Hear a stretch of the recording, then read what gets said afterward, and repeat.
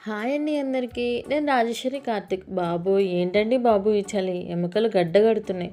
Body మొత్తం freeze అయిపోతుంది. ఈ చలికి పని చేసుకోవాలంటే అది పెద్ద అచీవ్మెంట్ అయిపోయింది నాకు.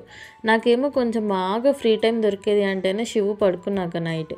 మార్నింగ్ కూడా పడుకుంటాడు, కానీ ఫాస్ట్గా లేస్తాడు, మొత్తం పని అవ్వదు. అదే నైట్ అయితే పడుకుంటే లేవ్వడు. సో అప్పుడైతే నేను మంచిగా పని చేసుకోవచ్చు. మార్నింగ్ ఏమో ఎలాగైనా సరే శివు పడుకున్నాక పని చేయాల్సిందే అనుకుంటా, కానీ తీరా వాడు పడుకున్నాక అస్సలు చేయను. అప్పుడు పనేమో రారా అంటది, కానీ చలేమో నోను అంటది.